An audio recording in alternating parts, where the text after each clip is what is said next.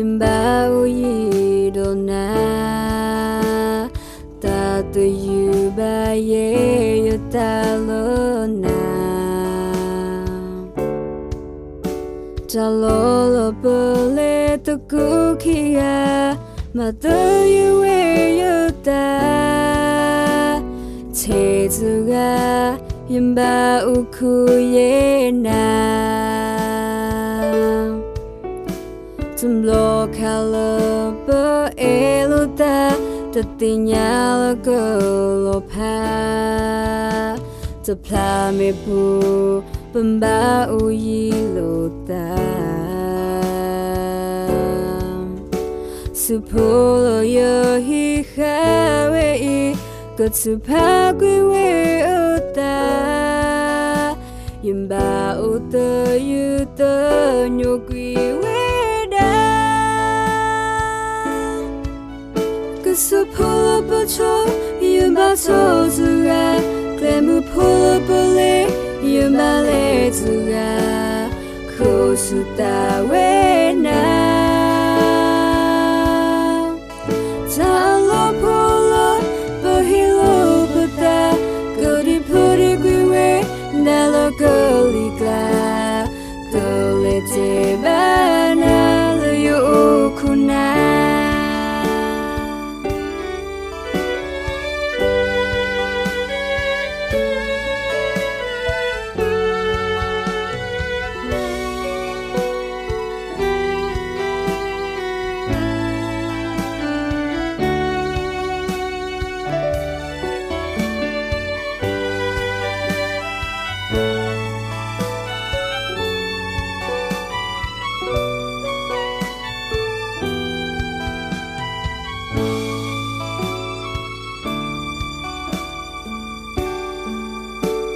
Mila logo chukula Yamba uyidona Tatu yuba ye yutalona Jalolo bole tukukia Mata yuwe yuta Tezuga Yamba ukuye na Tumlo kalapa eluta Tatinya lagolopa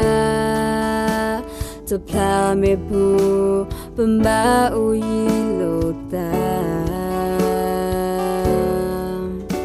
Supolo yohi hawe Kutsupagu we uta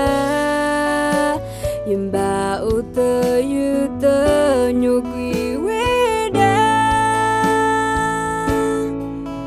Kusupula bacho Yamba tozura Klemu pula bole Yamba lezura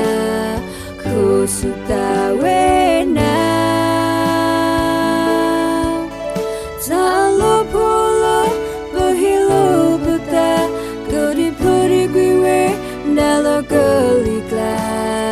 Gole tebana Luyo ukuna